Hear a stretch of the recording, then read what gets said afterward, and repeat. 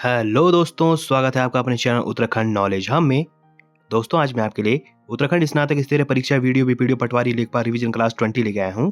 पहला प्रश्न है, कौन सी कमेटी को कर सुधार के लिए बनाया गया था? तो वह कमेटी थी चैलैया कमेटी।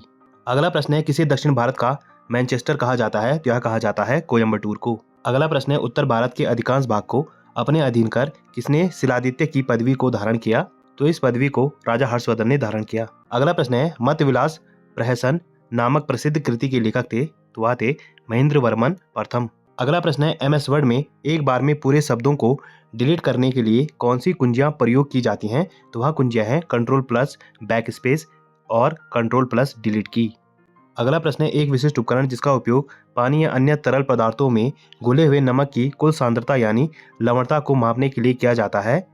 तो वह उपकरण है सेलिनोमीटर। अगला प्रश्न है, किस वाद में भारत के सर्वोच्च न्यायालय ने निर्णय देते हुए कहा था कि संसद मौलिक अधिकारों को नहीं छीन सकती क्योंकि वे पवित्र प्रकृति के हैं? तो यह कहा था उन्होंने गोलकनाथ वाद में 1967 में।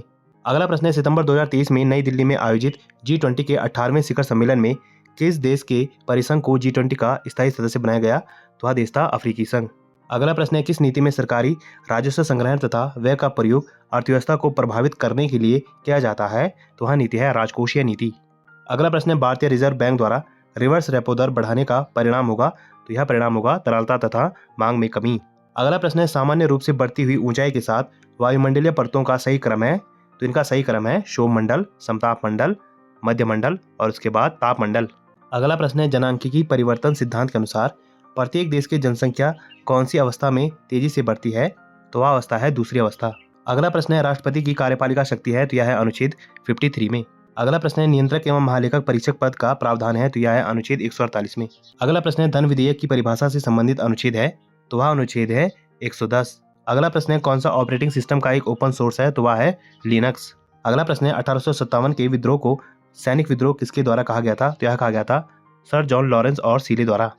अगला प्रश्न है, प्रयाग स्तंभ अभिलेख किससे जुड़ा है? तो यह जुड़ा है समुद्रगुप्त से। अगला प्रश्न है, कौन सा डिवाइस आपको कंप्यूटर में डेटा और निर्देश दर्ज करने की अनुमति देता है? तो वह डिवाइस है इनपुट डिवाइस। अगला प्रश्न है, उत्तराखंड में ऊंचाई के बढ़ते क्रम में पाए जाने वाले वृक्षों का सही क्रम चुनिए। तो इनका सही क्रम है सागौन, चीड़, बांज और देवदार। अगला प्रश्न है, नवरत्न परिषद का संबंध है? तो यह है चंद्रगुप्त द्वितीय से। अगला प्रश्न है, सिंधु एवं सतलज नदियों के मध्य क्षेत्र को कहते हैं? तो इसे कहते हैं पंजाब हिमालय।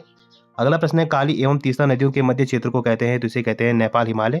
अगला प्रश्न है, तीस्ता एवं ध्यांग नदियों के मध्य क्षेत्र को कहते हैं? तो इसे कहते हैं असम हिमालय। अगला प्रश्न है, सतलज एवं काली नदियों के मध्य क्षेत्र को कहते हैं? तो इसे कहते हैं कुमाऊं हिमालय।